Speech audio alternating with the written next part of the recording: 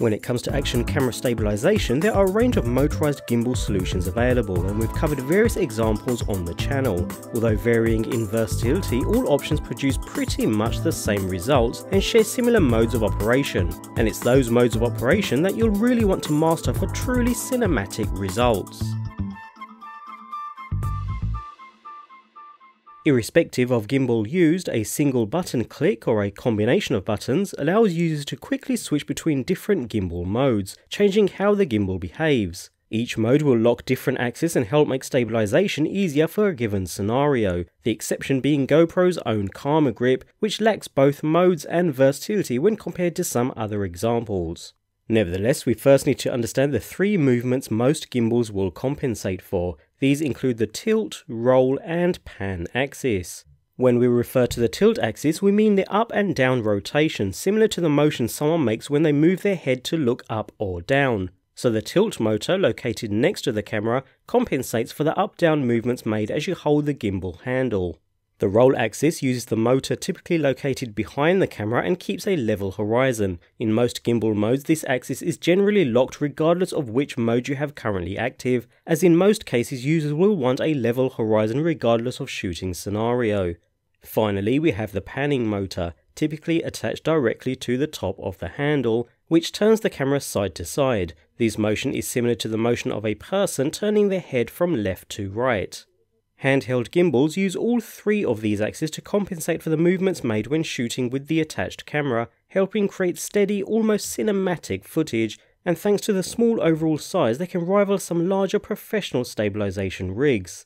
In this video we'll use the fantastic Remoview S1 to demonstrate the three main modes of operation found on most handheld gimbals out there. Starting with the default mode for most gimbals, pan. In this mode the tilt axis is locked, meaning the camera will stay level and not look up or down, as well as the roll axis, keeping the camera completely level with the horizon. The pan axis, however, is unlocked, so turning left or right means the camera will follow you. This is the default mode with most gimbal systems. The locked tilt and roll axis even out the footage while the camera follows your side-to-side rotations as you walk around. Most of the time you'll find this mode works perfectly well when casually walking around and shooting a subject. The camera stays pointing forwards at all times, and as you turn your body the camera turns with you and continues to face forward relative to your body.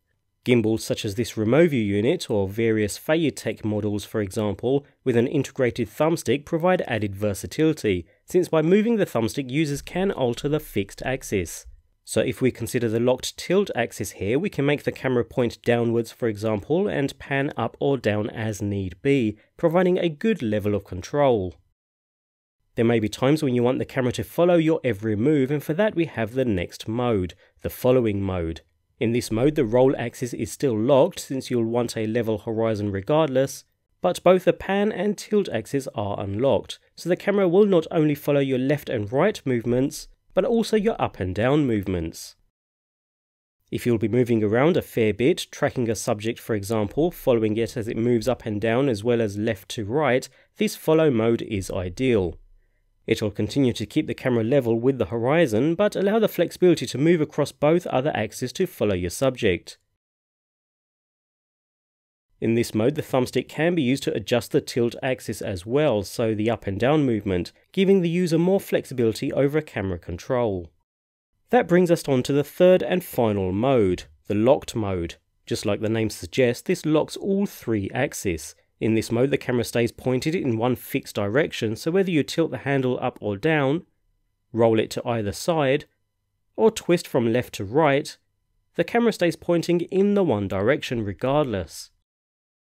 This mode is best used when you are heading in one single direction and continually want the camera to point in that single direction. If you turn your body to either side the camera will still face the direction it was originally locked to. Great for producing nice sliding shots where you do not want any other movement in the image. This mode also gives the most flexibility when using the thumbstick, since this can be used to tilt as well as pan the camera. If the gimbal is mounted to an object for example, this mode provides the ability to control the camera remotely using the thumbstick. That's assuming you have a remote control like that on the Remoview S1 of course.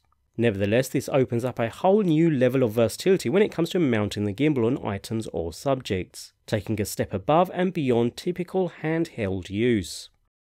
At this point, you should now be familiar with the three main gimbal modes: pan, follow, and lock. Although these are similar across all handheld gimbal systems, other than the GoPro Karma Grip of course, which has a different system entirely, I'd recommend the added versatility of a split design such as this, since it provides the ability to mount the gimbal to objects or to your person while maintaining remote operation, making the entire system so much more versatile. Even so, the best way to learn these modes is to get out there and experiment between them. Use each and you'll soon know which to reach for given your particular shooting scenario.